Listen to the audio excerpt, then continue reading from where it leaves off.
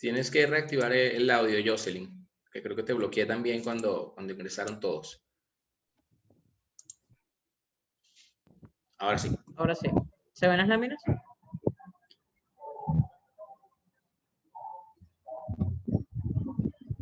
Muy bien, chicos. Bienvenidos a todos. Feliz noche. Gracias por estar acá conmigo en esta oportunidad. Y vamos a ver qué nos trae de nuevo la ciencia, ¿no? En cuanto a lo que es el entrenamiento del tan llamado core. Este es un tema bastante amplio, así que vamos a tratar de hacerlo lo menos técnico y lo más práctico posible para que a todos les pueda llegar la información. Sé que en la sala hay colegas fisioterapeutas, hay profesores de educación física, hay instructores, y la idea es que todos manejemos exactamente la misma información y la entendamos de forma igual. Cuando entrenamos, o siempre que llevamos a cabo una planificación de un entrenamiento, lo hacemos con un objetivo. En este caso, cuando hablamos del entrenamiento del core, ¿a qué nos referimos exactamente? Esta conferencia va a ser bien dinámica, así que yo tengo activo el chat y les voy a pedir que por favor pues participen y me vayan respondiendo, vayamos interactuando sobre realmente a qué nos referimos cuando entrenamos el core. ¿Cuál es el objetivo? ¿Entrenamos fuerza?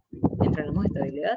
¿Entrenamos equilibrio? ¿Entrenamos agilidad? ¿Entrenamos coordinación? ¿Entrenamos flexibilidad? ¿Entrenamos todo? ¿Qué entrenamos cuando hablamos de entrenamiento del core? ¿Cuál es el objetivo?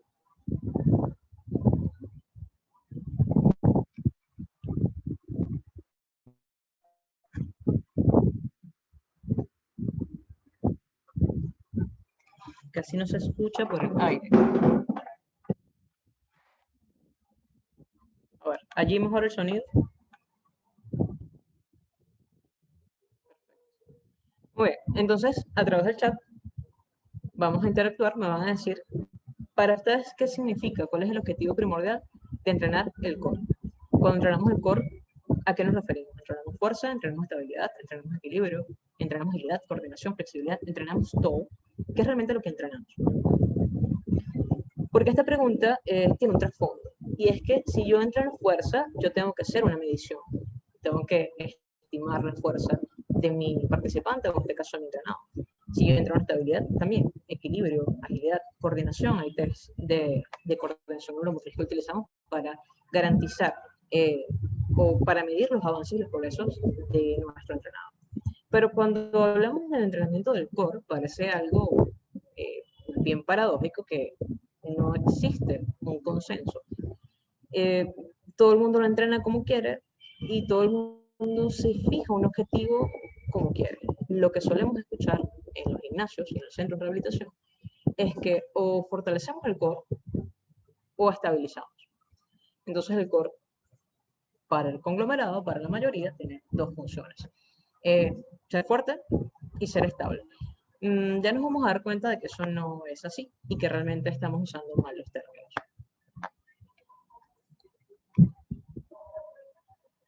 Cuando nos referimos al core, tenemos que tener claro cuál es el concepto, ¿no? Este no es un concepto nuevo. De hecho, quien lo popularizó fue Joseph Pilates hace unas cuantas décadas. Sin embargo, no era el primero que hablaba ya de esto, porque hay estudios de biomecánica que datan de 1904, 1915, que hablan ya del centro de gravedad del cuerpo. Y partiendo de ese centro de gravedad, pues viene el núcleo. En un principio se consideraba que anatómicamente el núcleo estaba constituido por los abdominales, los oblicuos, transverso, recto anterior del abdomen, cuadrado lumbar y los paravertebrales lumbares. Sin embargo, eso cambió. En el 2007 hubo una nueva clasificación y se integraron nuevos músculos. Se integró el diafragma, los montífidos, los erectores espinales, el cuadrado lumbar, el transverso oblicuo externo, recto abdominal, el psoas, el suelo pélvico, la musculatura dorsal. Ya se integraba nueva musculatura a este antiguo concepto. Entonces ya aquí, en el 2007, comienza a cambiar el entrenamiento del core, porque antes de esa fecha, antes del 2010, realmente teníamos como que no había el concepto claro de qué se entrenaba cuando hablábamos del core. Entonces, al solo tener a los abdominales o los músculos abdominales como referencia anatómica, pues el core se entrenaba solo en flexión, flexiones laterales, flexiones anteriores, extensiones dorsales. Eso es lo que se trabaja. Luego en el 2017 hubo un antes y un después, porque ya habían pasado unos cuantos años. Y eso nos garantizó que la tecnología pues, nos permitiese conocer más del cuerpo humano y el movimiento. Y bueno, hay un estudio bien interesante, publicado por una revista brasilera, un estudio donde se utilizó un equipo de electromiografía para poder medir exactamente qué músculos se contraían y con qué frecuencia cuando hacíamos cierto tipo de ejercicios, y entre ellos los conocidos abdominales tradicionales y las planchas. Y bueno, se encontró que el core en sí son más de 37 músculos. Esta es una imagen, ambas son una imagen que muestra pues, los músculos que lo integran.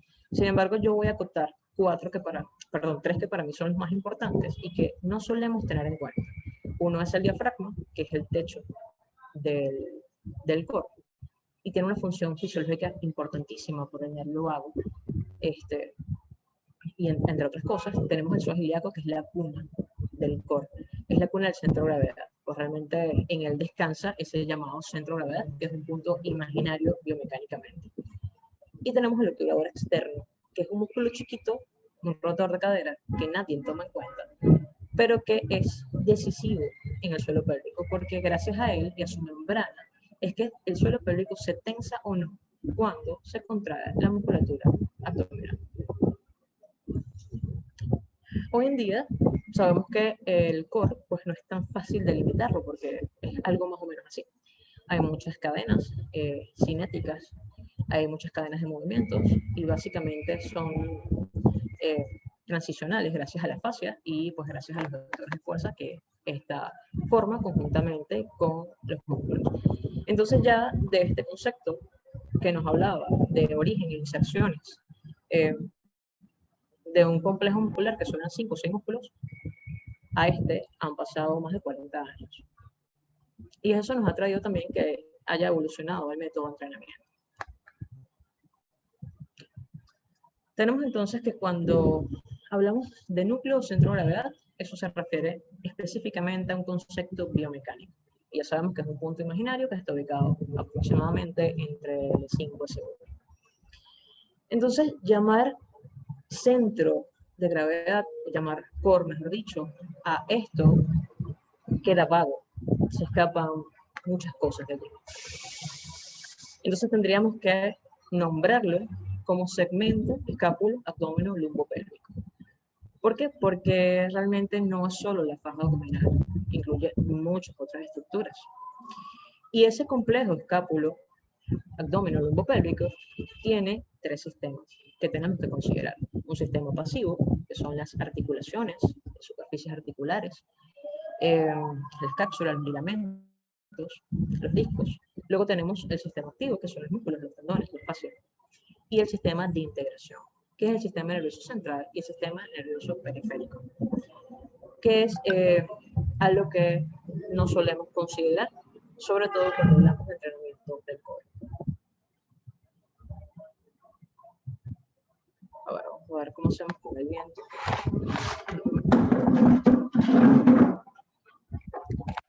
A ver, ahí estoy fuera de la corriente de aire. Ahí debería escucharse mejor. Avísame.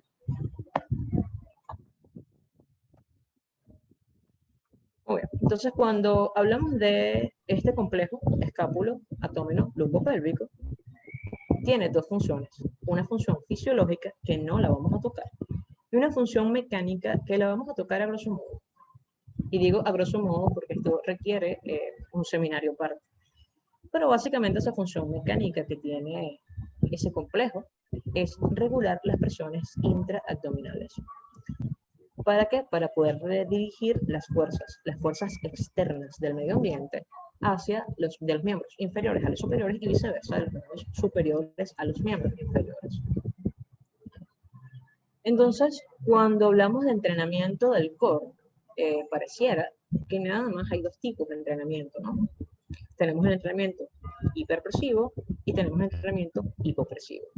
Dentro del hiperpresivo, que ha sido debate desde hace algunos 10 años, tenemos el crunch, el sit-up, las planchas abdominales, que la gente cree que no, pero las planchas abdominales son un ejercicio hiperpresivo. Los abdominales en barra, por ejemplo, o en paralelas.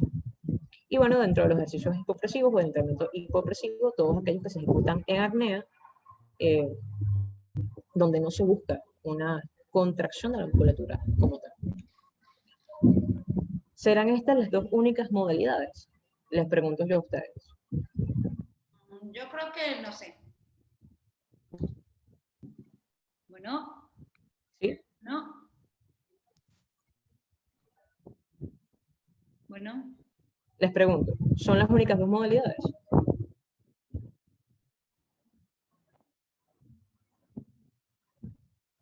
Por acá me escuchan. Aló, por acá me escuchan. ¿Me escuchan, Jocelyn? Bueno, de mi parte, en mi experiencia particular como entrenador personalizado, yo voy conociendo hace poco lo que son los entrenamientos hipopresivos, debido a que los entrenamientos hipopresivos son muy conocidos en la preparación del culturista, especialmente para buscar más profundidad en la caja torácica. Sin mencionar que tiene muchos beneficios. O sea, por lo poquito que puedo haber leído, este seminario me cayó como nivel de para conocer los entrenamientos hipopresivos, pero vi que uno de los beneficios pues, en la parte del culturista es la disminución de la circunferencia abdominal que da y la profundidad que se obtiene a nivel de la línea alba. A diferencia de los entrenamientos hiperpresivos, que por lo general se busca hipertrofiar o simplemente como que sacar un poco más la región abdominal, especialmente lo más común que uno toca, que es el recto abdominal, los oblicuos, tanto mayor, menor, y los serratos en muy poca proporción, pero son los más comunes. Pero de verdad que el entrenamiento hipopresivo me gustaría indagar mucho más en el tema. ¿Son los únicos dos entrenamientos que existen para entrenar el core? Bueno, no sé. Esa es una buena pregunta, ¿verdad? Totalmente. Fíjate que sí, la gente también suele pensar, no sé de dónde salió. Isométricos e isotónicos. Isométricos, isotónicos también, pero dentro de los isométricos y isotónicos, que son tipos de contracciones, entran dentro de los tipos de ejercicios, que serían, puedes hacer un isométrico, por ejemplo, en una plancha, pero eso sigue siendo hiperpresivo. También puedes hacer un isométrico en apnea, pero eso es un hipopresivo. Entonces, dentro de las modalidades de entrenamiento, tenemos estas dos que son las más conocidas o las que la gente suele asociar con el entrenamiento del core. Podríamos decir que en el entrenamiento de la región abdominal, la mayor diferencia que puede haber con respecto al entrenamiento hiperpresivo al hipopresivo es que en hiperpresivo siempre va a haber contracción, obviamente, ¿no? Mientras que el hipopresivo se ve trabajar más que todo en apnea, ¿correcto? Sí, pero siempre igual va a haber contracción. Lo que va a cambiar es la función del diafragma. Cómo trabaja un ejercicio con el otro. Los ejercicios hipopresivos. La gente los asocia a la rehabilitación, los asocia a la fisioterapia desde hace 10 años, 15 años, 20 años. Sin embargo, esos ejercicios no son nuevos. La metodología de hipopresivos no es algo nuevo. Como tú bien lo dijiste, lo usan los atletas culturistas, que no lo usan de ahorita, lo usan desde la Unión Soviética. Eso da más o menos por allá en los años 60, en los años 70. Entonces, no es una metodología nueva. Solo que, bueno, ahorita tenemos marketing y el marketing hace maravillas con las redes sociales. Muy bien. Dentro de estas dos metodologías, entre el hiperpresivo y el hipopresivo, saltó a la palestra algo que se llama entrenamiento funcional, ¿no? Que es como una mezcla entre ambas cosas, pero le meten superficies inestables y les colocan otros aditamentos para trabajar, valga la redundancia, la función. Pero realmente es así. O sea, realmente estamos trabajando la función del core con cualquiera de estos ejercicios que ustedes pueden ver acá, utilizando el balón o el bozo. O lo estamos trabajando con cualquiera de estos ejercicios que son los abdominales tradicionales, o lo estamos trabajando en apnea. Realmente estamos trabajando la función real, la función mecánica del cuerpo. Recuerden que les dije que tenemos una función fisiológica y una mecánica, y acá vamos a hablar de la mecánica. Entonces el core, para ustedes, crea estabilidad, es necesario para la estabilidad del cuerpo, o es un transitor de fuerza. es necesario para transmitir la fuerza de un segmento al otro. Para ustedes que han trabajado con atletas, con personas relacionadas al fitness, que muchos de los que están aquí son instructores de ciclismo, yoga, pilates, de funcionales. Para ustedes, exactamente, ¿qué entra en el core? Estabilidad, transición de fuerza. De mi parte, pensaré que las dos partes, ¿ok? Tomando en cuenta que a nivel personal, yo cargo una pequeña escoliosis, la mía es provocada, no fue congénita. Entonces, si mi zona core no está bien fortalecida, lastimosamente siempre tengo el dolor allí, siempre lo tengo. Entonces, mi zona media, zona core siempre debe estar bien fortalecida y bien estabilizada, porque incluso al momento de estar de pies, ¿ok? Ya siento como me puede ser de lado, pero es por lo débil que tengo en la región de cuadro lumbar. Y apenas tengo un poquito sobrepeso, siento la desestabilidad. Entonces, consideraría que son ejercicios de estabilidad. Pero la zona core se basa en estabilidad. Más estabilidad que en transición de fuerza. Muy bien. Pero bueno, Ya vamos a ver. Ya vamos Sí, a ver qué nos dice la evolución. Lo que sí es importante es saber que el dolor lumbar no está asociado a la estabilidad o a la fuerza del core. Es más, ni siquiera está asociado al entrenamiento de este mismo. Se hizo un estudio bien importante, ya hace unos 3 años más o menos, donde se agarraron 2 muestras de pacientes con dolor lumbar idiopático, crónico. A uno se le colocó un entrenamiento de ejercicios del core en planchas y en transiciones de planchas, y al otro se les colocó a hacer entrenamiento aeróbico.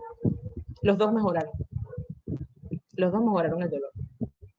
Si realmente el ejercicio como tal, por medio de las citoquinas, pues promueve la mejora de ciertos tipos de dolor.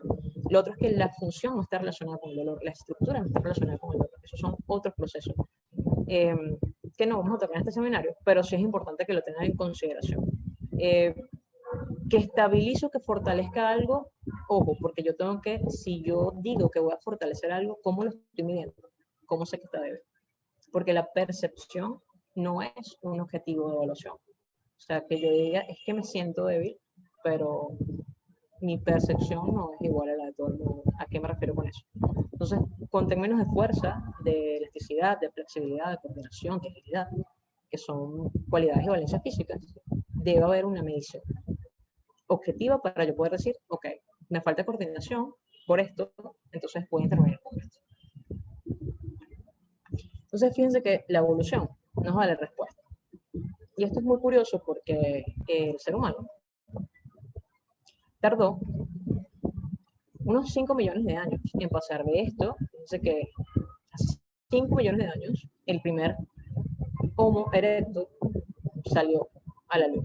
Pasamos a ser un mono de 4 patas, en posición cuadrúpeda, a caminar hasta el bípedo. Y esas modificaciones no fueron de la noche a la mañana. Fíjense que hubo después, 1,5 millones de años después, otra modificación genética y así sucesivamente. Y hasta hace más o menos 50.000 años es donde estamos ahorita nosotros. Eso en teoría. En la práctica genética, pues realmente no es tan cierto. Pero vamos a quedarnos con el Homo sapiens, que su evolución fue hace 200.000 años. Entonces, cuando este señor comenzó a caminar, esas transiciones que hizo, que fueron unos cientos de años, no fue de un día al otro, pues tuvo que hacer varios ajustes biomecánicos para poder que ese centro de gravedad se mantuviese en su lugar. Porque una de las cosas que es importantísimo aclarar es que el centro de gravedad nos va a garantizar el movimiento y la fluidez del movimiento. Un centro de gravedad que está más adosado al suelo, que está más cerca del suelo, me va a permitir mayor desplazamiento y mayor velocidad. También me va a permitir que mi carrera, que mi locomoción sea ergonómica y por ende sea económica. A mayor distancia del centro de gravedad, yo necesito una mayor palanca muscular y una mayor fuerza y potencia, sobre todo en el tren inferior, para poder entonces lograr velocidad y poder lograr distancia recorrida. Y eso obviamente no es económico para todos. Entonces fíjense que una de las primeras cosas que nos dio la evolución de este cambio a este cambio y luego a este cambio fue la pelvis. Lo otro fue la angulación que existe entre el fémur de la cabeza femoral, que entra con la pelvis, y la cabeza, y lo que es la meseta, el fémur con la meseta tibial. Este ángulo cambió para darnos ventaja mecánica. Fíjense que, por ejemplo, en el chimpancé, su glúteo mayor y su glúteo medio son mucho más amplios en cuanto a longitud y van desde el sacro hasta el borde de la tibia. En nosotros no, es mucho más corto, porque tenemos unos músculos pélvicos estabilizadores importantísimos, que vuelvo, entre ellos está el obturador externo, que nadie toma en cuenta, y que es fundamental, pero fundamental para tener una estabilidad pélvica. Entonces la evolución, ¿verdad?, nos ha dado todas las respuestas. Si ustedes analizan a los bebés, cómo logran caminar, o cómo logran pasar de esa posición supina, boca abajo, boca arriba o prono, estar de pie, fíjense que ellos utilizan las llamadas cadenas musculares, o esas líneas de transición de fuerza, que es otra cosa que esto que estamos viendo acá. Es la sinergia de toda esa musculatura conjuntamente con las líneas faciales para lograr movernos. Y fíjense que los bebés utilizan las cadenas laterales para poder levantarse y caminar. Esto es lo que funcionalmente nosotros hacemos. Esto es lo que funcionalmente el hombre hace desde hace 200.000 años. ¿Dónde quedamos con el Homo sapiens? Entonces, ¿eso se parece a esto? ¿O se parece a esto? Vamos, hay que pensarlo un poco. Entonces, cuando hablamos de entrenamiento de zona media, en el fitness pareciera que solo existe esto. O nos vamos hacia lo hipopresivo o hacia lo hiperpresivo, pero dentro de esta modalidad de ejercicios, donde las flexiones de tronco pues están a la orden del día. Y es bien particular que si nos ponemos a pensar y si nos analizamos nuestras actividades de la vida diaria, ¿cuántas veces nosotros realizamos una flexión de tronco en esta posición? Exceptuando cuando nos levantamos o nos acostamos en la cama, ¿cuántas veces al día lo hacemos? Bueno, Jocelyn, es que en el fitness es distinto. Bueno, en el deporte los abdominales de flexiones son válidos. Bueno, es que miren, los deportes tampoco es así. Porque si vemos en el béisbol, el lanzador utiliza las cadenas de fuerza, las cadenas de torsión. El pitcher, el bateador, el catcher, todos utilizan las cadenas laterales de torsión. Si vemos en el fútbol, también utilizan las cadenas cruzadas y las laterales. En el golf, igual. En el boxeo, igual. En el tenis, igual. En la natación, igual. Entonces, vamos, entrenamiento hiperpresivo versus hipopresivo con estas modalidades de ejercicios para el deporte, no es lo que debería ser. Y para el fitness, bueno, no es lo que evolutivamente debería ser. Entonces vuelvo a preguntarle si el core estabiliza o transmite fuerzas. Que esto es una pregunta bien graciosa, ¿no? Porque si vemos todos los deportes, cuando hablamos de eficacia deportiva, cuando vemos un atleta élite, si ustedes ven, por ejemplo, a Messi, que tiene un desplazamiento bárbaro, porque tiene su centro de gravedad está más avanzado al piso porque él es más chiquito. Esa es la ventaja que le da para poder maniobrar con el balón y poder adelantarse a todos. Si ven, por ejemplo, a Nadal jugando tenis, se van a dar cuenta que su técnica es muy ergonómica, porque él sabe utilizar la fuerza. La fuerza no es solo la fuerza muscular, sino que biomecánicamente todo se transmite en fuerza. La velocidad es una expresión de la fuerza, la potencia es una expresión de la fuerza, inclusive la flexibilidad actualmente está en debate porque es una expresión de la fuerza. Entonces, cuando hablamos de fuerza es todo. Es la interacción del cuerpo humano y del aparato muscular con el medio ambiente, con lo externo y con lo interno. Entonces eso hay que tenerlo bien presente. Entonces cuando hablamos del entrenamiento real del core, si nos vamos a basar en lo evolutivo y en la función mecánica del core, que es vuelvo, redistribuir las fuerzas que están dentro de la cavidad abdominal para poder entonces maniobrar con los miembros inferiores y los miembros superiores. El entrenamiento del core debería parecerse más a esto. Deberíamos trabajar entonces en bípedo. Y si lo piensan y analizan lo que hacemos durante todo el día, realmente trabajamos de esta forma. Todas nuestras actividades las hacemos no solo en bípedo, sino que las hacemos unipodalmente. Las transiciones de fuerza de un lado a otro, cuando usted se agacha a recoger un esfero, cuando usted se sube a un escalón para agarrar algo que está por encima de su cabeza, o cuando se sube al carro, todo lo realiza unipodalmente y lo realiza con transición de un lado al otro. Entonces, vale la pena pues, abrir la mente a este nuevo concepto de lo que es realmente el entrenamiento del core. No quiero satanizar ningún ejercicio, ¿no? Porque dentro de este mundo del entrenamiento, hablaba con Rubén, lo conversábamos hace poco antes de darle el paso a la sala, que ciertamente todo sirve para algo, pero nada sirve para todo, ¿no? Todos los caminos me van a llevar a Roma, absolutamente todos. ¿Qué quiero decir con esto? Que yo puedo, con cualquiera de estas modalidades, lograr un beneficio, y con todas puedo lograr el objetivo. Lo que va a cambiar es en cuánto tiempo yo voy a lograr ese objetivo, y el costo-beneficio en relación a la lesión que puedo causar o que puedo acentuar, mejor dicho, y al beneficio que puedo lograr. Entonces, cuando hablamos del entrenamiento escápulo-lumbopélvico, ya sabemos que ya no es más core, ya es una nomenclatura que está, un concepto que está obsoleto, a menos de que hablemos de biomecánica. Vamos a tener que considerar varias cosas, porque no es tan sencillo como simplemente colocar un ejercicio ya, sino que vamos a tener que considerar los factores biopsicosociales del sujeto, las actividades de la vida diaria, las actividades laborales y las actividades deportivas. Porque, bueno, hay deportes específicos donde las flexiones abdominales y las planchas, bueno, son importantes para ese gesto deportivo.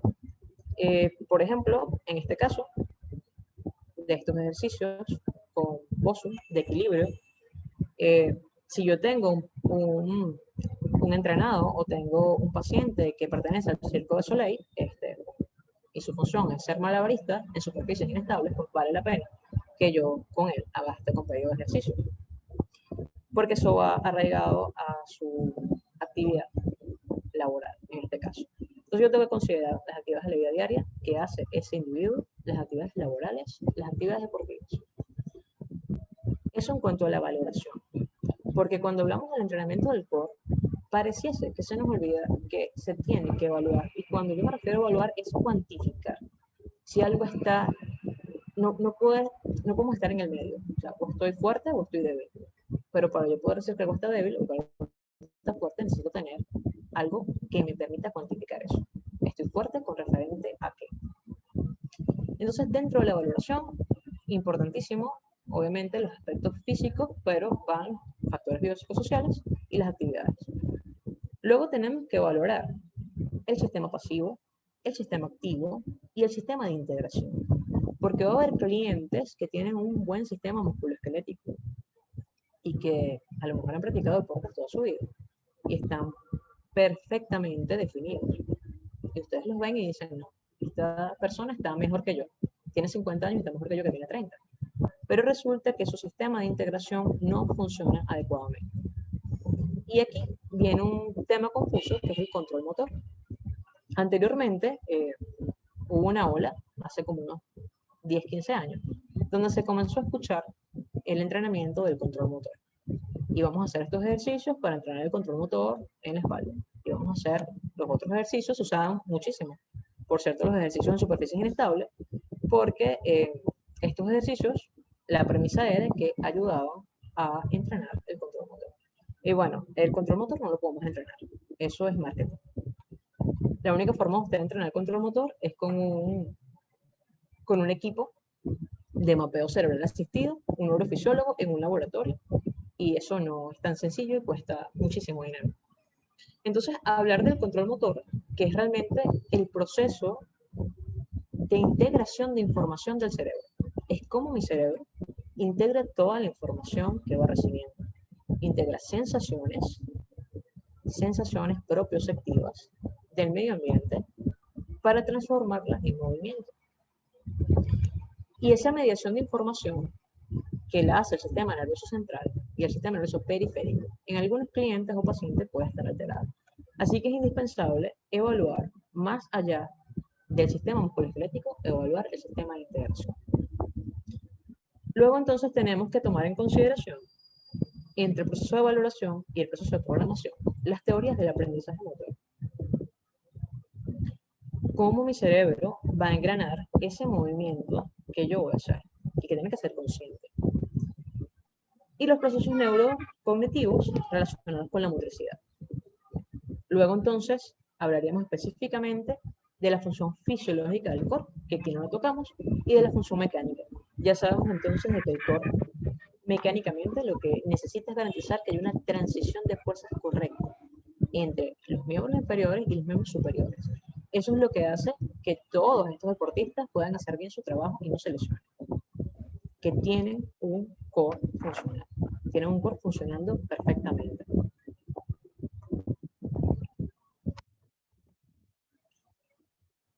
Y luego de esto tenemos que considerar como todo, el tipo de ejercicio, la intensidad, la duración, la frecuencia, el volumen y la progresión.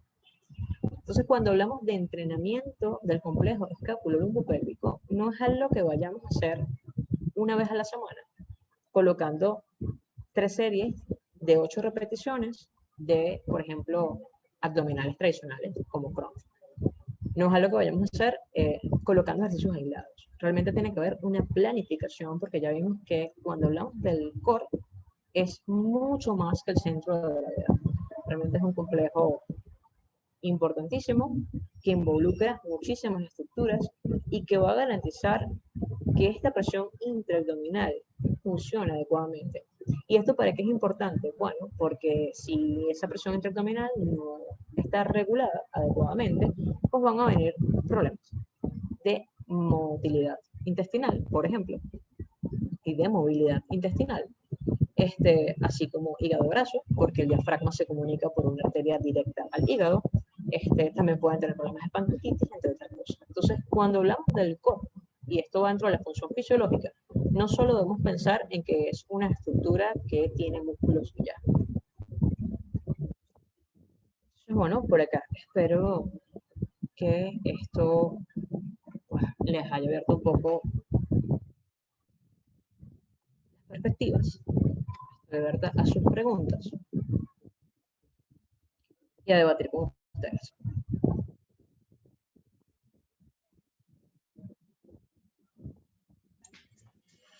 Bien, chavos, pueden hacer las preguntas por aquí, por este chat, si gustan, o por el grupo de WhatsApp, que está abierto para hacer preguntas y comentarios.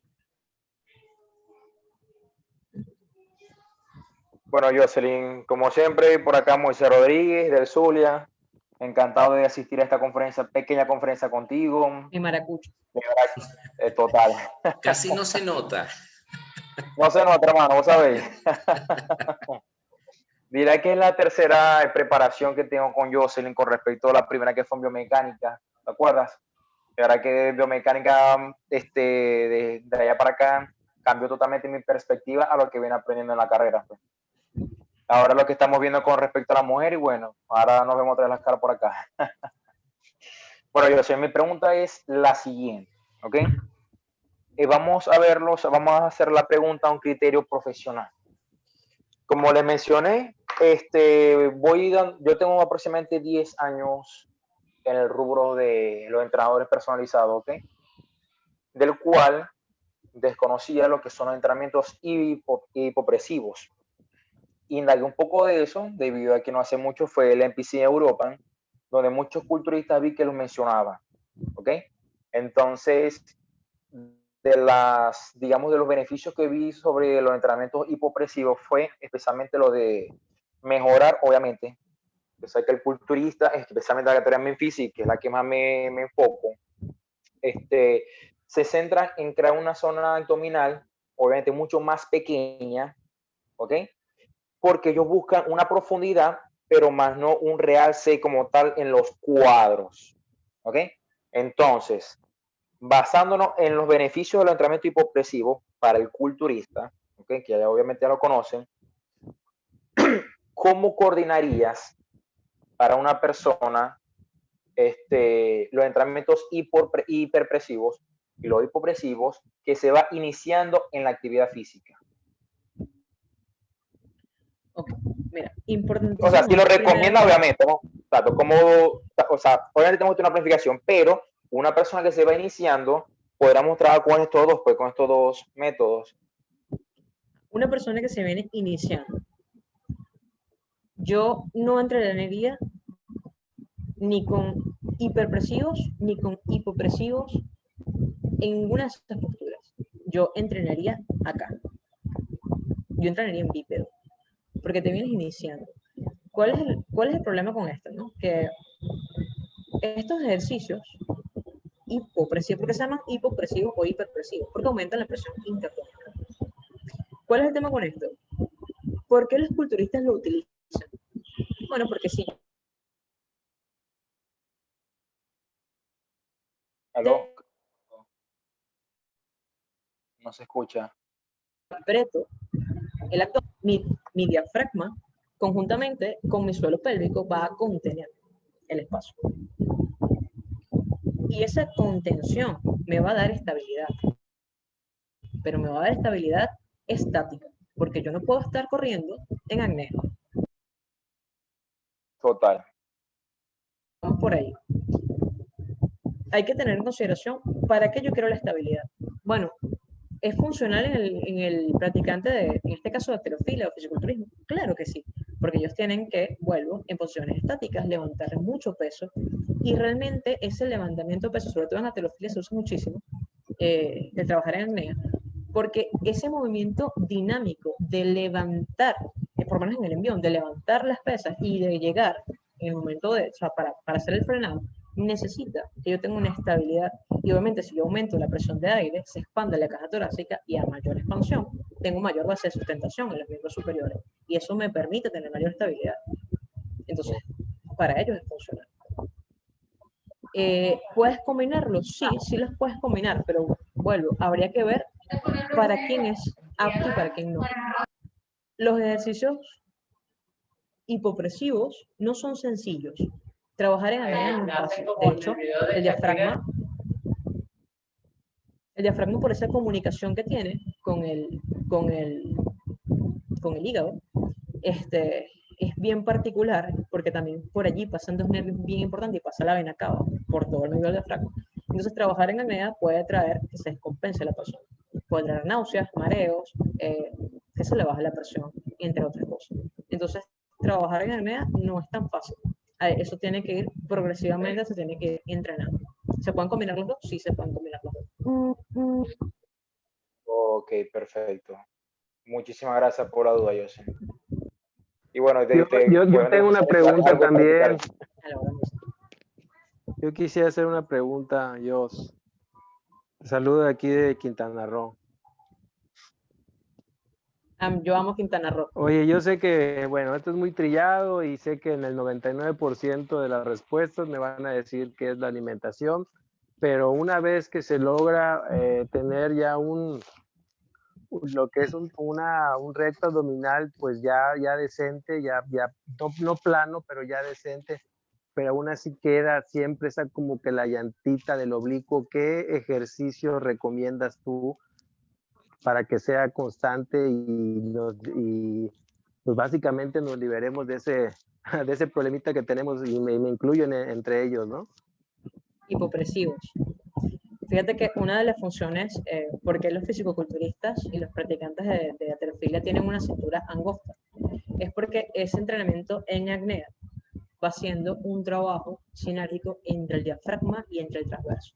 El transverso es el llamado músculo del talle, ese músculo que a las mujeres les encanta porque no da la figura.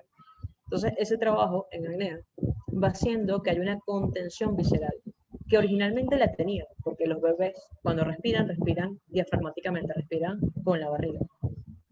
Y eso lo hemos perdido por construcciones sociales. La gente no quiere andar por allí sacando y metiendo la barriga, entonces hemos perdido esa respiración diafragmática. Y eso hace que nuestro abdomen no tenga una buena contención visceral. Y por eso la barriga pues sale. Obviamente, al no haber algo que la fije, no fije las vísceras, pues Oh, se bloqueó. Bueno. No se escuchó lo último que dijiste, Jocelyn, se frició un poquito. no van a marcar, pero sí van a hacer que esas vísceras, que uno de los beneficios de los ejercicios hipopresivos no van a hacer que me salgan. Lo que van a hacer es que el trasmente, si yo tengo piel, músculo, grasa, fascia, porque el transverso del abdomen es un músculo que es rico en tubérculos faciales, cuando yo logro acortar la distancia entre una cosa y otra, ese adosarla, primero me va a dar una figura, me va a dar una cintura más delgada, más estilizada, pero también va a hacer que si yo tengo una buena musculatura abdominal, pues se note muchísimo más. Que mi recto abdominal anterior se note muchísimo más. Hipopresivos entonces, definitivamente. Hipopresivos. Repeticiones, rondas, lo común, normal, 3, 4, de 9 a 12. Generalmente se empiezan con 4 tiempos. La respiración son 1, 2, 3, 4.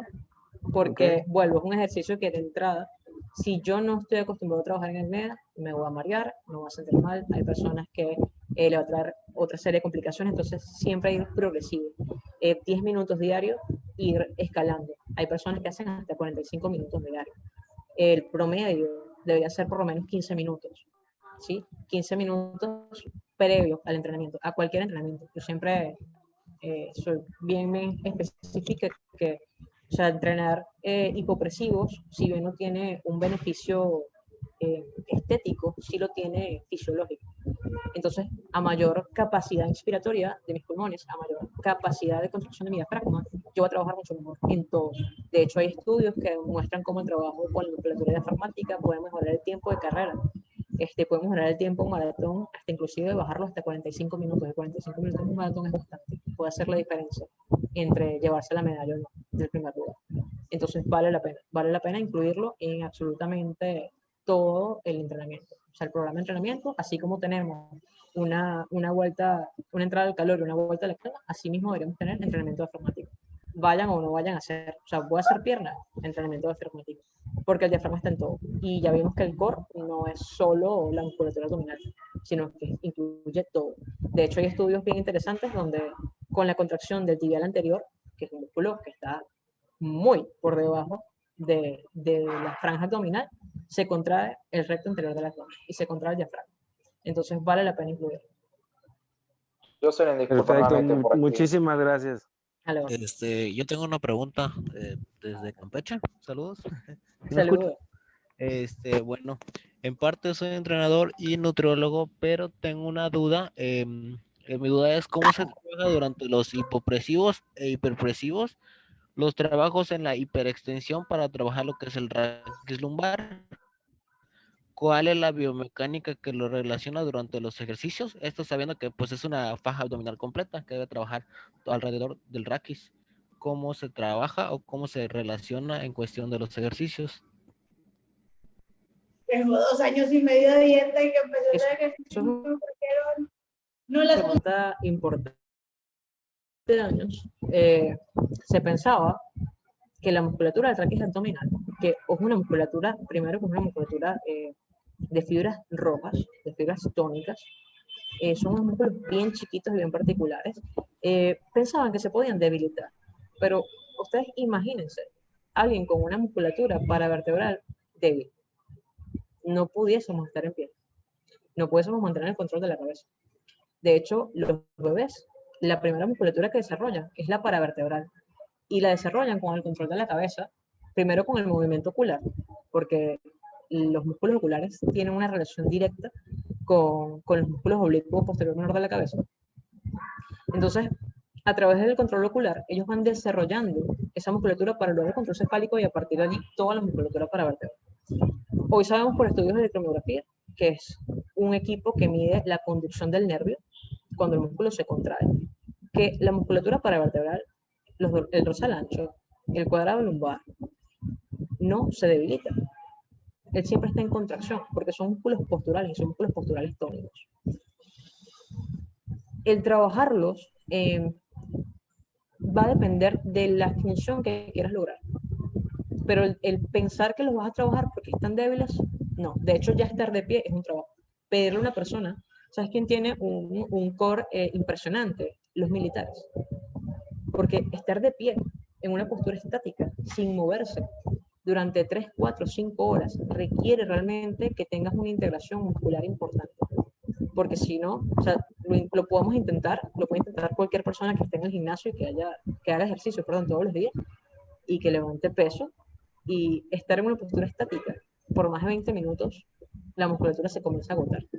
Te comienza a doler la espalda, ya el cuerpo está incómodo, no quieres aguantar la posición. Entonces, no pensemos que la musculatura paravertebral está débil, porque no pasa así.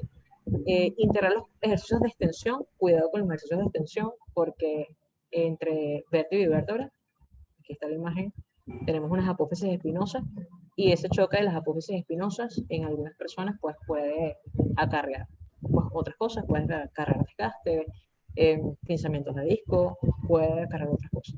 Pero las extensiones en sí, con peso, hay que ver para qué objetivos son. No, sin peso, normalmente lo prescriben para rehabilitación de problemas lumbares o debilitación de esa parte. Por eso pregunto No, qué se relación. prescribe hace mucho, bueno, se prescribe hace mucho, hace como 20 años se usaba, ya hoy se sabe que no, que fortalece muchísimo la espalda, si hablamos en términos de fuerza, esto. Ok. De hecho, te puedo recomendar un libro que es de McGraw-Hill, que es lo llaman el maestro de la biomecánica. Ok. Él tiene un libro bien interesante que habla de los 3 antiflexión, antiextensión y antirrotación, ¿no? Él fue el que puso de moda las planchas y gracias a él pues se utilizan las planchas hoy en día en transiciones. Ok, bueno, como conclusión entonces sería que se trabajan de igual forma en estos ejercicios del core y que no es necesario fortalecerlo como tal, menos con el peso por problemas que trae con lo que son las lumbares, ¿no? Exacto, Ok, muchísimas gracias por la duda. por preguntar. Yo soy por aquí, disculpa nuevamente, Moisés Rodríguez. Mi pregunta es la siguiente. Soy una persona muy preguntona. Está bien. Los entrenamientos hipopresivos, aparentemente por lo que estamos conversando, es recomendable que se trabajen diariamente, ¿correcto? Se deben. Porque Porque los resultados no los vas a ver de la noche a la mañana. Claro, De hecho, los resultados en un promedio de alguien que comienza a entrenar y comienza a entrenar 10 minutos diarios, en un promedio de 45 días va a ver la disminución de la circunferencia abdominal. Ese es más o menos el promedio. Ok. Y estos entrenamientos hipopresivos, como lo menciono, me estoy empapando en el tema de cómo trabajar esto, ¿ok? Porque ahora me llama mucho la atención. Podemos decir, se puede entrenar todos los días, aproximadamente mínimo, para comenzar 10 minutos diarios, ¿correcto? Y estos entrenamientos uno los puede realizar perfectamente en ayunas, al momento de levantarse. Sí. Es más, debería ser con el estómago vacío, porque la comunicación, el estómago y las vísceras penden del diafragma. O sea, él los arropa, es como una cuna. Entonces, cuando el estómago está lleno y tú contraes el diafragma, va hacia arriba y te va a causar ganas de vomitar. Totalmente. Por eso muchas personas causan náuseas cuando van comenzando esto, imagino. Exacto. Okay. Bueno, muchísimas gracias por la duda. A la verdad.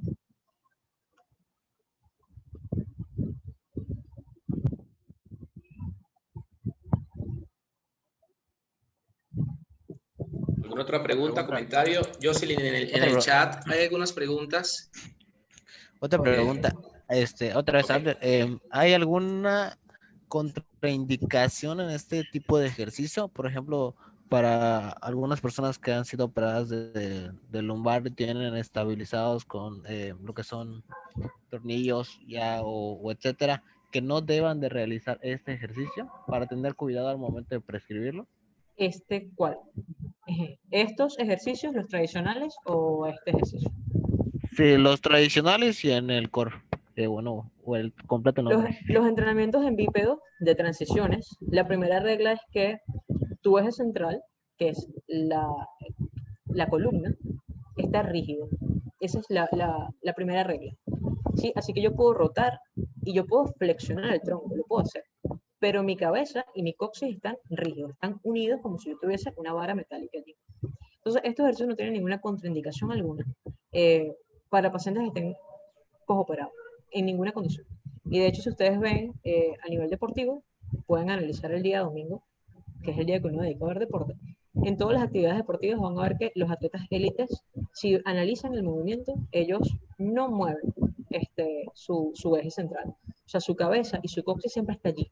Ellos pueden, fíjense aquí en el jugador de fútbol, ellos pueden lateralizarse, pueden flexionarse, como en el caso del jugador de tenis, pero su cabeza y su coxis siempre mantienen el eje.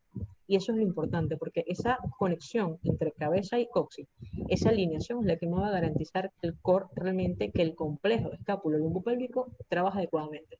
Si yo no tengo una buena alineación de la escápula, no tengo una buena alineación de la cintura pélvica con respecto a la escápula, no voy a poder hacer un entrenamiento eficiente del core, porque ya ahí se va a perder la fuerza de transición. En cuanto a los tradicionales, sí, personas que tengan fijaciones lumbares, hacer flexiones, sí está contraindicado, porque la fijación, por ejemplo en el caso de las vértebras lumbares, lo que hace es fijar una vértebra con otra.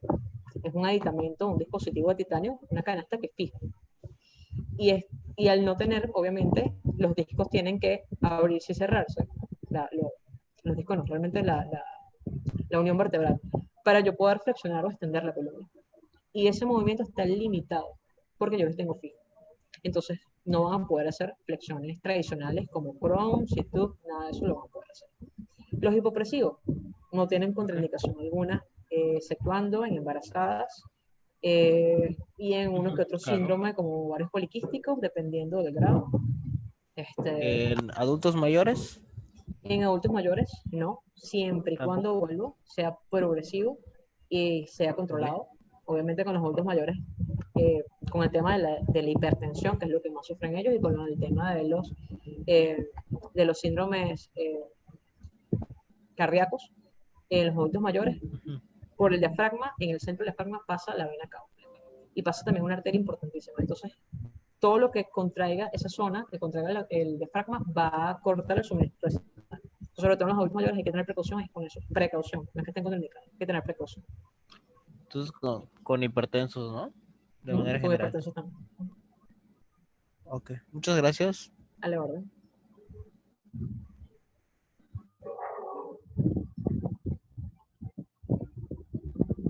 Ok, Jocelyn, te decía que hay algunas preguntas acá en el chat. ¿En el de acá o en el de WhatsApp? En ambos dos. Ya alguien preguntó sobre los hipopresivos en ayunas, ya se contestó. Dice Jorge Villalobos, si el core es una cadena de músculos estabilizadores y su trabajo es no moverse, ¿cómo podemos desarrollar su fuerza? Lo primero es que tienes que medir la fuerza. Hay parámetros para hacerlo. De hecho, hay test específicos para medir la fuerza por segmentos, porque vuelvo, acuérdate que el core no es solo la franja abdominal, sino que tienes una cintura escapular, tienes una cintura pélvica y en medio está entonces la franja abdominal. Entonces, se puede fortalecer siempre y cuando esté débil. Es una persona con un core débil no existe. Un bebé, los primeros 3 meses tiene un core débil. No se puede sentar, no se puede parar. Una persona que esté encamada por una condición médica, por ejemplo con el COVID, un paciente que haya pasado por terapia intensiva y que salga y esté encamado, no se puede sentar. Y no se puede sentar porque no tiene el control espinal. Y eso es porque tiene un core. La estructura escápulo-lumbopélvica está débil. En ese caso sí. Entonces, ojo con esto porque la gente suele pensar fuerte o débil y realmente el core nunca está débil, a menos condiciones muy particulares. El core puede ser eficiente o no, en términos de función, ¿sí? Un core deficiente, pues va a traer, por ejemplo, cuando ven a alguien correr y con una muy mala técnica, que no tiene una sincronía entre escápulas y entre pelvis, es porque tiene un core deficiente en términos de función. Si ven, por ejemplo, a Cristiano Ronaldo, si ven a Messi, si ven a Rafael Nadal, ellos tienen un core eficiente en términos de función. indiferentemente de la actividad deportiva que realicen, si los analizan todos, van a ver que su eje central siempre está alineado y que su movimiento es limpio. Ellos se mueven precisamente, o sea, el movimiento es preciso y fluido. Y eso requiere una economía de movimiento. Y por eso es porque tienen un core eficiente.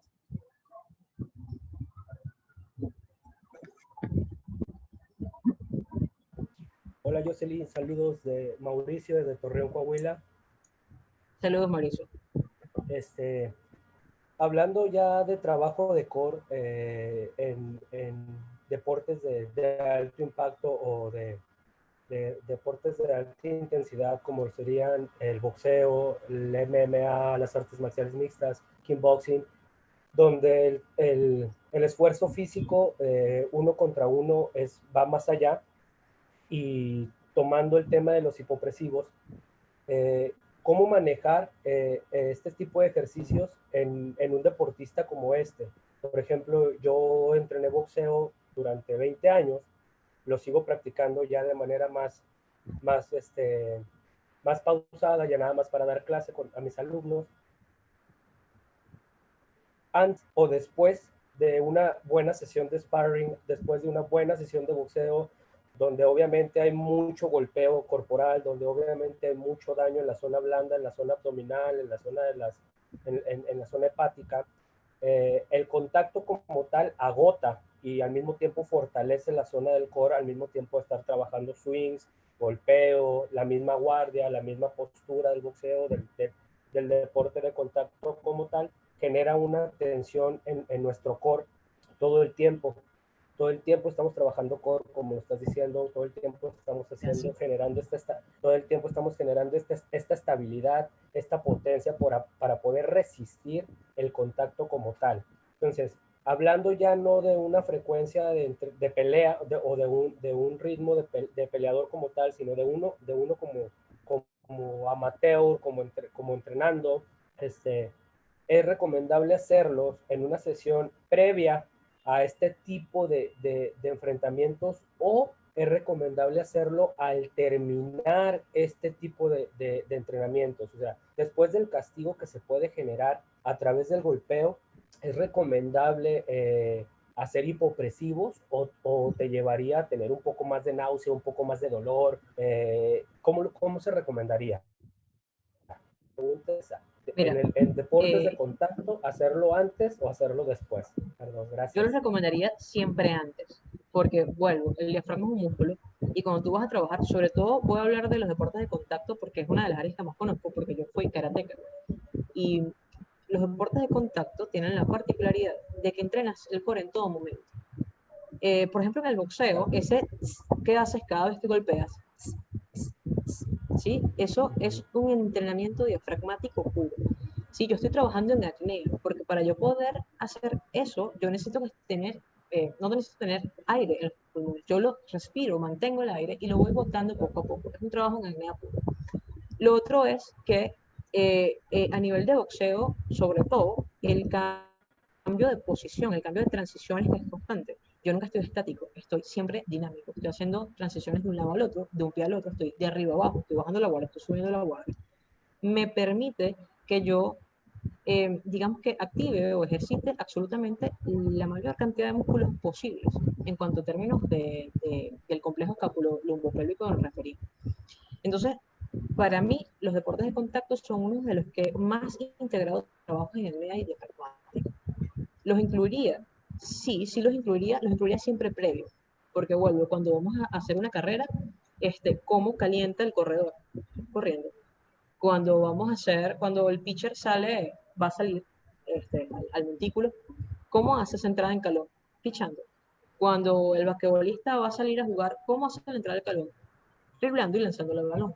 Entonces, si nosotros vamos a entrar con un deporte de contacto que ya de por sí es un trabajo diafragmático de manera puro, lo ideal sería que yo prepare el músculo antes, porque eso me va a permitir que yo tenga mayor desempeño en términos de rendimiento, y también me va a permitir que después la recuperación sea menos, o sea, en el menor tiempo posible.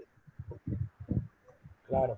y de esta manera también educar un poco a la raza, ¿no? A la gente a hacer este tipo de ejercicios, porque son desconocidos completamente y siempre llevar algo nuevo, en este caso un deporte de contacto, es difícil, ¿sí? Porque viene el cuestionamiento, ¿no? ¿Para qué me va a servir? ¿Qué es eso? ¿Por qué estoy haciendo esto?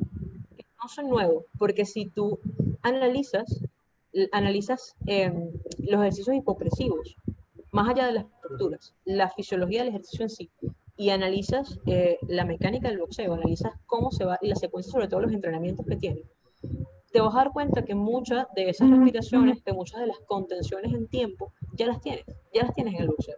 Entonces, lo que hay que hacer es educar, es no decirle al deportista, mira, vamos a hacer, ponte las manos acá, vamos a hacer un hipopresivo. No, lo que hay que hacer es integrar eso, el conocimiento de los tiempos, de la respiración, de la apnea, de la activación diafragmática, a las actividades que ya hace, que ojo, ya el boxeo las tiene, pero esta vez de manera consciente, porque no es lo mismo que yo me acuerdo, por ejemplo, yo practiqué boxeo como 6 meses, y lo practicaba con una amiga, y ella me decía, qué fastidio tener que estar botando el aire y estar siseando, a mí eso me fastidia.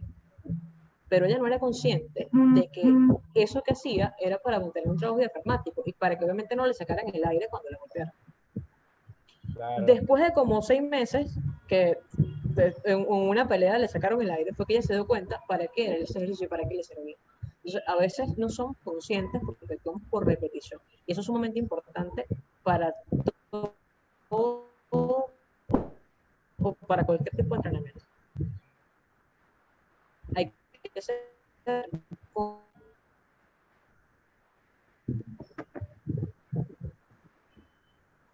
Esto último ya no se escuchó, Jocelyn. Lo último, ya se quedó, se trabó la imagen, ya no lo pude escuchar.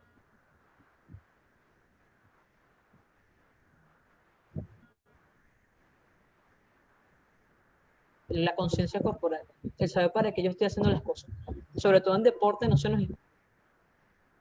Después, no se te explica para qué estás haciendo las cosas. Y eso es un grave error. Porque al tú no saber para qué estás haciendo las cosas, la vas a hacer con menos interés. O quizás la vas a hacer solo por hacerlas. Entonces es fundamental, como te dije, integrar ese conocimiento de la fisiología del hipopresivo a la mecánica de trabajo que ya tienes con el boxeo, que ya está, no es nada nuevo. Vuelvo a los ejercicios hipopresivos, no son nuevos, los han mercadeado, sí, pero no es algo nuevo. Viene desde cuando la Unión Soviética y ya los deportes de contacto lo tienen.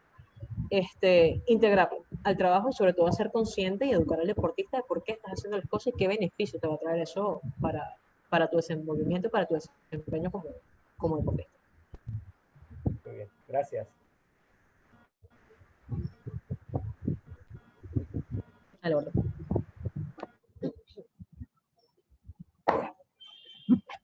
Bien, si alguien tiene otra pregunta. Por aquí Moisés otra vez. Bueno, maracucho. Pasa que el tema o sea, como lo mencioné, el saber un poquito sobre los entrenamientos hipopresivos, de verdad que captó mucho mi atención. Y tú lo acabas de decir, son cosas que son muy días, pero el marketing hace todo hoy y lo voy conociendo.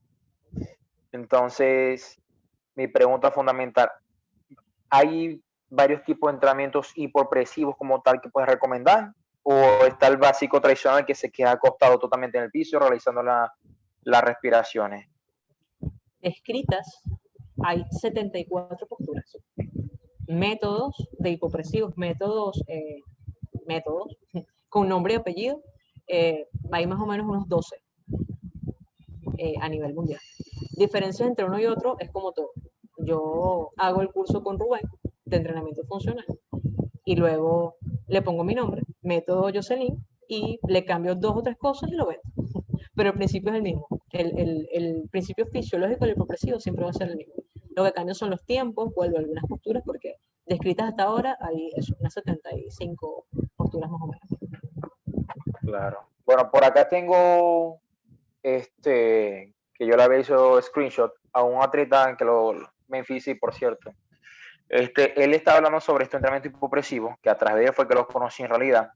Y él dice lo siguiente, ¿ok? Él explica. 1. Inspira por la nariz y suelta el aire por la boca, como si apagaras una vela Al exhalar cuenta hasta 6, que esto te ayudará a hacerlo más lento, y debes notar cómo el vientre se pone duro. Y 2, haz 3 respiraciones de este tipo, y en la tercera, cuando hayas soltado todo el aire, realiza una apnea. Aguanta 8 segundos sin coger aire, con la lengua pegada al paladar y notando cómo se abren tus costillas, y practícalo 4 o 5 veces. Bueno, 8 segundos sin aguantar la respiración es bastante para alguien que nunca lo ha hecho. Yo empezaré con menos. Bueno, los tiempos generalmente son de 4 tiempos, hay gente que los hace de 6.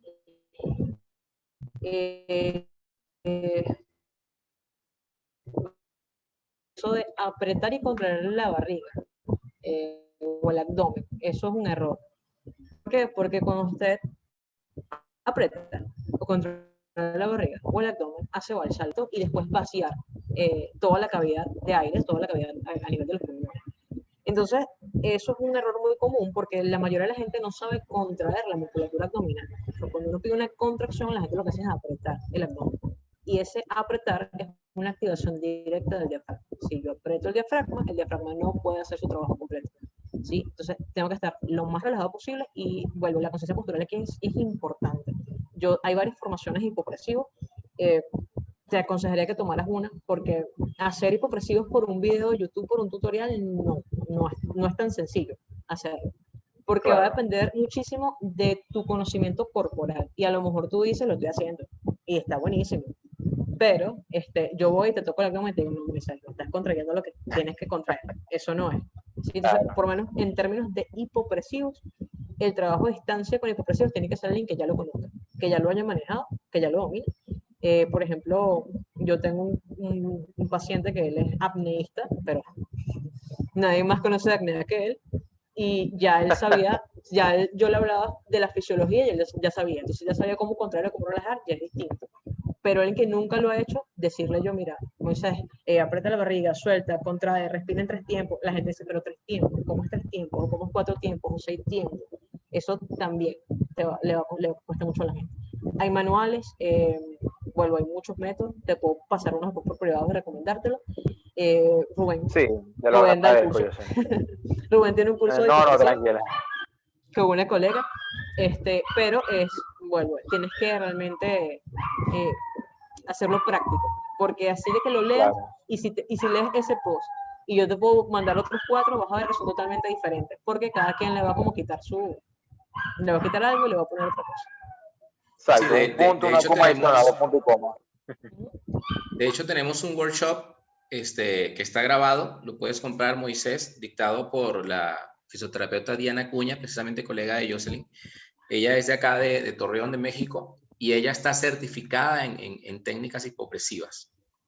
Okay. Buenísimo. Entonces, allí es un workshop como de 4 horas más o menos, y se habla pues de toda la anatomía, la fisiología, en profundidad de 3 posturas básicas, de todas las que mencionó Jocelyn, 3, y nos tomamos pues mucho tiempo en hacerlo, porque precisamente es algo que requiere mucho control postural y conciencia de cómo contraer, y no es para nada fácil, y por eso no recomendamos, a menos que sea ya como para tal vez mejorar un aspecto técnico o metodológico, pero para aprender a hacerlos, que te pongas a ver videos en YouTube no es lo ideal, porque a veces aprendemos las cosas mal y luego las prescribimos mal también, creyendo que sí lo estamos haciendo bien.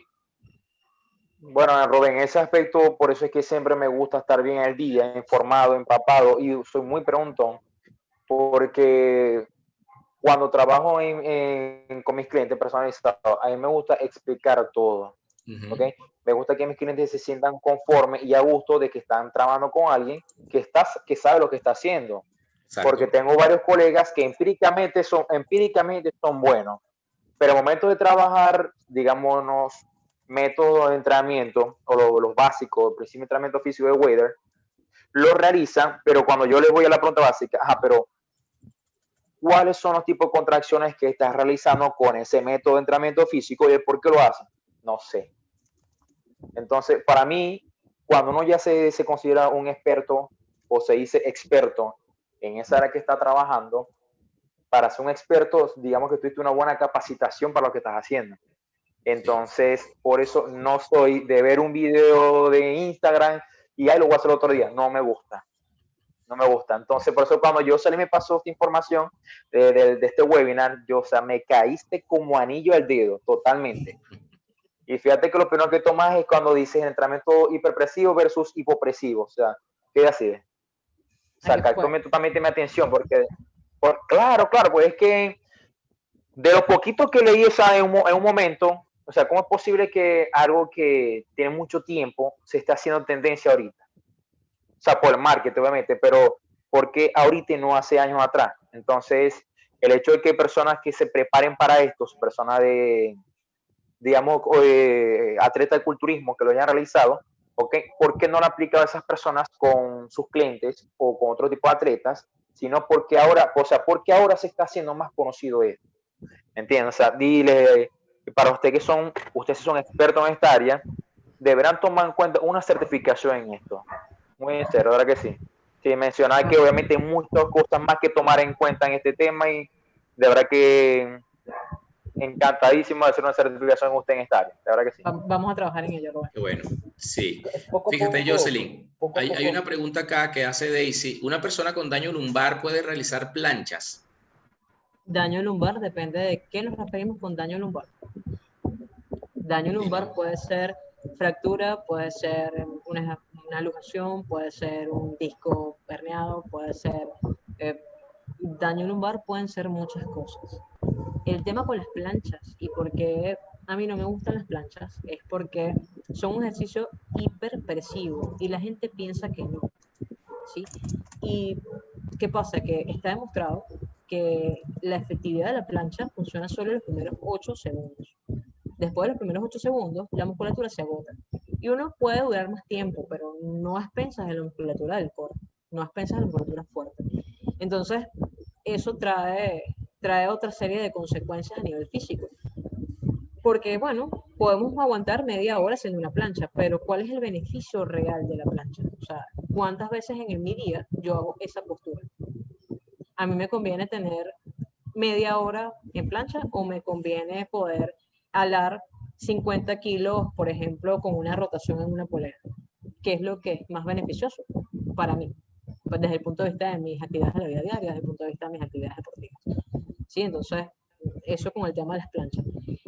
¿Las utilizan? Sí, las utilizan mucho, como todos los ejercicios abdominales, pero hay que ver para qué la quiero hacer. Sí, precisamente. ¿Alguna otra pregunta o algún otro comentario? Fíjense que Jocelyn está hablando bajito, que algunas personas dicen, pero casi no se escucha. Es que de hecho al principio lo conversábamos y Jocelyn me dice, estoy difónica, ¿no? Un tema de alergia, de clima también. Entonces, pues está muy ronca y por eso no puede utilizar el tono de voz que usualmente usa, donde sí se oye mucho más. Entonces, por eso que está hablando bajito y se oía más la brisa, tal vez. A mí me llamó muchísimo la atención esto de los 8 segundos en plancha, porque bueno, yo manejo mucho Tabatas, inclusive a veces buscamos un RM de plancha, entonces, ¿ahí que estoy haciéndolo mal o qué me recomiendas? Bueno, con Tabata, vamos que Tabata es una modalidad de HIIT, es una modalidad de intervalos de alta intensidad. Y las planchas no entran dentro de esa modalidad de ejercicio, porque las planchas no son un ejercicio cardiovascular. Entonces, eso por un lado. Por el otro, vuelvo, los músculos, ya pasado 8 o 10 segundos se agotan. Puedes utilizar transiciones, o sea, quedarte 8 segundos, estirar un brazo, volver 8 segundos, estirar el otro brazo, volver 8 segundos, y hacerlo por tiempos. Pero, ¿cuál es el beneficio real? Si yo quiero una franja abdominal estética, yo quiero que mis vísceras estén contenidas para que se vean mis cuadritos. Y eso no pasa en la plancha. Porque les puedo decir que ustedes agarran a cualquiera de sus clientes y lo ponen a hacer una plancha y pasado 5 segundos, para poder mantener la postura van a hacer valsalva. Y para hacer valsalva van a sacar el abdomen, van a protuir el abdomen para poder con el diafragma mantener la estabilidad. Entonces yo le estoy enseñando a mi cuerpo que el abdomen va hacia afuera, que las vísceras van hacia afuera. Obviamente, si yo hago eso repetidamente, como un entrenamiento, se queda instaurado en mi cerebro. Y después no puedo pretender que se me vean los cuadritos, ¿sí? Entonces, hay que ver para qué hago las planchas. Hay deportes que las utilizan eh, porque depende de la modalidad deportiva o algo, pero si hablamos de fitness como tal, no deberían ser un ejercicio común, no deberían ser una rutina de solo planchas, por ejemplo. Bueno, y sin mencionar que las planchas son muy populares en muchos influencers en el área del fitness. Pues estoy cansado de ver influencers en esta área que tienen 3, 4 millones de seguidores y todos mandan plancha. Y planchas de media hora y así vamos, reto, hagamos reto. Totalmente. Bueno, mi primera certificación biomecánica yo la hice con FEDA Venezuela en Caracas. Me acuerdo que eso fue en el 2016. Para ese entonces se trabaja aproximadamente como 20 segundos la plancha. Y el preparador nos dijo que ya después de los 20 segundos la plancha se pierde la tensión abdominal. Ahora, bueno, me enteré, comenté contigo que después de 8 segundos se pierde la tensión abdominal. Entonces, diría que se debería aplicar más la plancha entonces para un área deportiva como tal, independientemente del tipo de deporte como tal, porque o sea, si estamos hablando, por ejemplo, del boxeo, podría ser beneficioso también. Correcto. O, por ejemplo, un jugador de fútbol americano. Un jugador de fútbol americano también, perfectamente. Es que fíjate, Moisés, esto viene a partir de un estudio que hizo el doctor Stuart McGill, precisamente, que fue el autor que mencionó Jocelyn hace rato, que lo apodan el mecánico de la espalda. De hecho, es un libro que le vamos a incluir en el próximo workshop, el que le sigue a este, que va a ser la semana que viene. Y él hizo estudios electromiográficos precisamente y también de acidosis luego de ciertos ejercicios, y se determinó que luego de los 8 segundos de contracción isométrica, por la característica de los músculos abdominales, se produce una alta concentración de ácido láctico, inhibiendo la contracción muscular. Entonces no es que se pierda la contracción, es que la persona pierde la capacidad de contraer a nivel fisiológico. ¿Ok? Claro. Entonces eso también se entrena, y lo que él sugiere es hacer 8 segundos o 10 segundos de trabajo y dar el mismo tiempo de recuperación, y hacer de 4 a 6 series. Y de ahí es de donde salen los famosos Big Three, o los 3 grandes, o los 3 antis, que son los ejercicios de antirrotación, antiextensión y antiflexión lateral. Que eso ya es tema de otro workshop, precisamente. Bueno, agradecido por esa información, Rubén. Esperemos que conozcamos todo eso a fondo rápido. Jocelyn, mira, hay otra pregunta aquí que nos hacen a Yeli. Para un corredor, ¿qué tipo de entrenamiento de core sería el adecuado?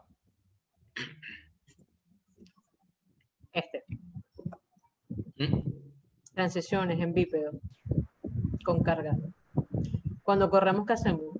Trasladamos nuestro peso de un segmento al otro. Eso es correr, para desplazarnos en una línea. Este es el mejor ejercicio. O sea, siempre que piensen en poner un ejercicio para la zona abdominal o para el complejo escápulo-lumbopélvico, pensemos en la función. Y esto tiene que estar ligado a lo que yo hago en mi actividad de la vida diaria. Por ejemplo, soy una ama de casa, y tiene que estar ligado a mi actividad deportiva. Sí, pero, por ejemplo, los deportes de carrera, triatlón, los maratones, los running, este es el mejor ejercicio. Y en general lo es así, a menos de que, por ejemplo, sea un nadador. ¿Sabes a quién le van bien las planchas? Al nadador, por ejemplo. Pero es por la posición en la que él nada. Y es por la condición en la que sus palancas musculares se adaptan a hacer las sinergias de la fuerza.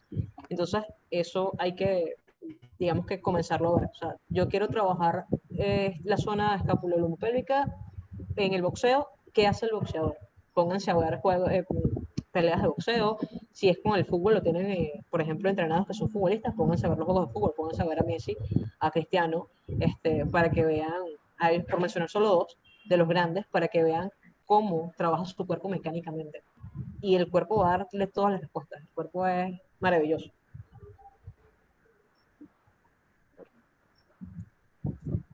Bien, bueno, no veo más. Rubén, yo me Dígame. tengo que retirar en estos momentos. Aquí les doy las gracias a todos, a ustedes, ¿ok? Yo siempre tomate la molestia, Rubén, un placer, encantado de conocerte, amigo. Le agradezco toda la información que me mostraba por acá, y de verdad que estoy ansioso por el siguiente webinar. Bueno, entonces, antes de que te vayas, Allá nos vamos vemos. a darle la buena noticia de una vez. Fíjate, les voy a enviar ya por el grupo de WhatsApp inmediatamente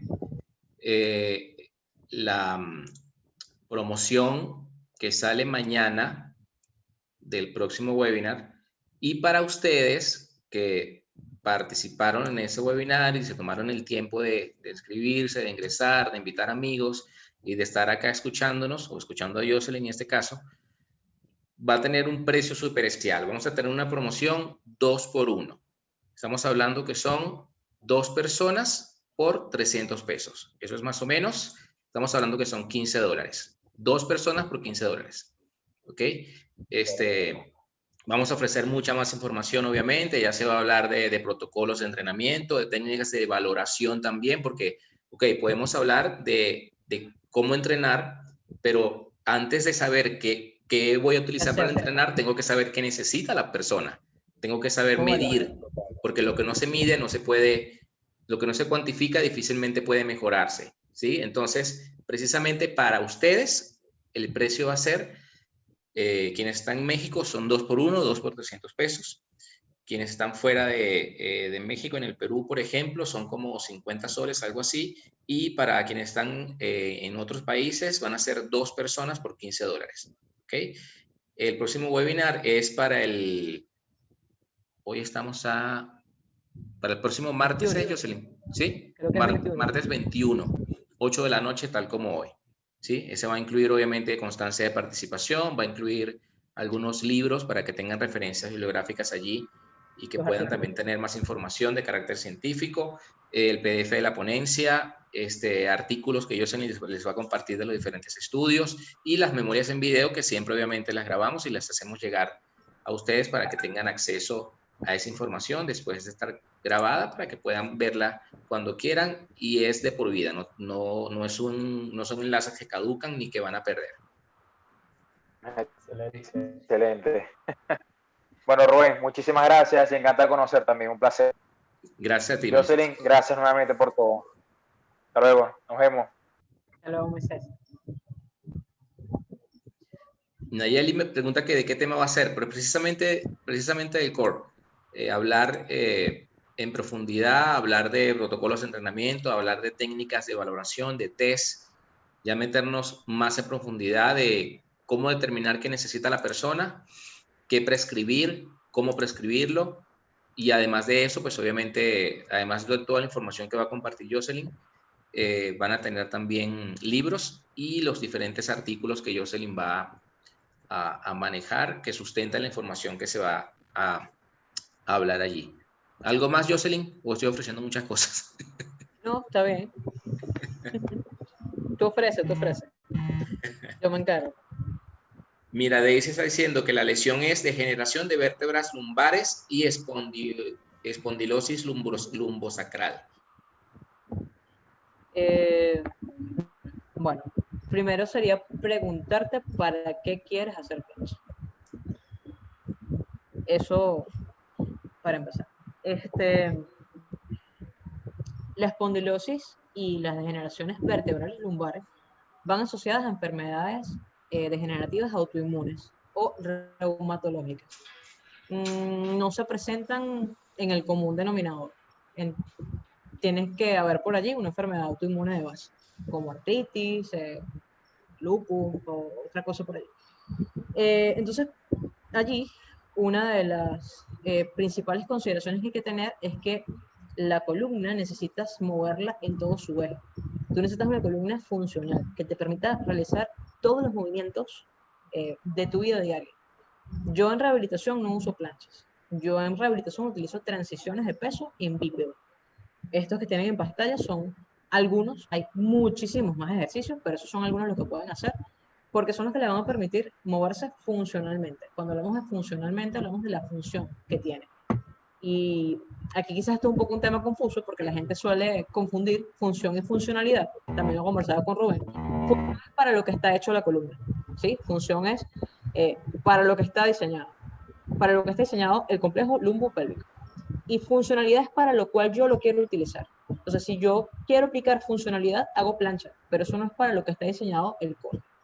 Y si hablamos de una enfermedad de base y hablamos de rehabilitación, de rehabilitar la función, yo entonces realizaría transiciones de peso en una pierna bípedo.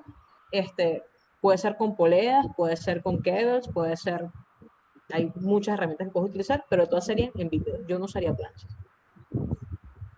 No porque estén contraindicadas, porque vuelvo, no hay ejercicio contraindicado, lo que cambia son los parámetros de adaptación del paciente, del participante, en este caso tuyo, pero no es un ejercicio que vaya a favorecerte, ¿sí? En cuanto que vaya a mejorar la función, más allá de aguantar la resistencia en esa posición y de aguantar segundos allí.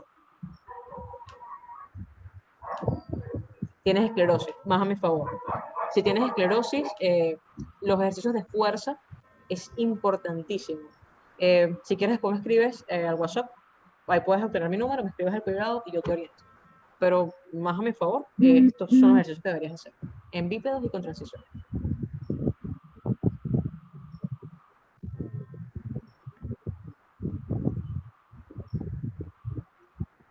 Ya, ahora sí. Bien, entonces si ya no hay más preguntas, pues no queda más que agradecerle a todos por su participación. Gracias por confiar en nuestras propuestas de capacitación.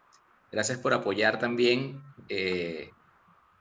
todas estas actividades, porque gracias a ustedes y a su apoyo es que nosotros tenemos la iniciativa, obviamente, de organizar eventos, de estudiar, de prepararnos para tener contenido de calidad que ofrecer y ayudar y tributar en su mejora y ofrecerles herramientas que sean útiles, no solamente para ustedes en su quehacer como coaches, sino también para beneficiar de manera indirecta a todas y cada una de las personas que ustedes entrenan y que van a pasar por sus manos. Entonces, nuestra intención aquí es promover la salud y garantizar que sus clientes estén bien atendidos, que reciban un buen entrenamiento y que puedan asimilar un estilo de vida más saludable mediante el uso de técnicas y estrategias de entrenamiento que los mantengan saludables, no que los vayan a lastimar ni los vayan a lesionar. ¿Ok? Jocelyn, si quieres comentar algo más. Este es un camino largo. Hablar de entrenamiento funcional es una certificación. O sea, hablar de entrenamiento funcional del core es una certificación. Hablar de entrenamiento específico del core va a depender de muchas variantes. No se queden solo con esto, sino pueden hacer el webinar que vamos a dar próximamente, donde sí abordaremos un poco lo que es la valoración y las metodologías de entrenamiento o las más básicas. Pues sigan leyendo, pues sigan investigando, porque esto es un mundo muy, muy amplio. No se vayan a quedar con que hipopresivo o hiperpresivo es malo, porque no es así, no hay ejercicio malo, hay programas mal diseñados para pacientes o para clientes que no están aptos para ese ejercicio. Entonces siempre consideren, primero piensen cuáles son los objetivos de mi cliente o de mi paciente, qué es lo que yo quiero lograr con él y cómo lo voy a lograr para a partir de allí entonces expresarme un plan o una meta de entrenamiento y siempre pensar en sus actividades de la vida diaria, en sus actividades laborales y en sus actividades deportivas. Los ejercicios tienen que ir de la mano. Tienen que ir de la mano con esas tres cosas. Todo, no solo hablando del core específicamente, sino de todo. Porque de nada me sirve hacer 1000 sentadillas cuando yo paso todo el día, por ejemplo, sentado en una computadora. ¿Sí? Habría otros ejercicios que a lo mejor me van a favorecer más. Entonces tengan eso siempre presente y bueno, siempre agradecida con todos los que estuvieron aquí escuchándome por casi 2 horas. Sí. A ver, Arnel pregunta por acá. Ah, no, está preguntando por WhatsApp otra cosa. Bien, entonces, chavos, de verdad, gracias a todos por conectarse. Mañana me comprometo a enviarles este video para que tengan una referencia allí de todo lo que se conversó. Como ya les había comentado por el correo, este webinar no incluye constancia de participación por ser un webinar gratuito, más sin embargo, sí vamos a premiarlos de alguna manera o agradecerles su confianza con esta promoción 2x1 exclusiva para ustedes, para las personas que están en el grupo, quienes ingresaron con el enlace de invitación y los que están aquí. Entonces ya para afuera va a ser precio por persona, ¿ok? Entonces cuídense mucho, muchísimas gracias.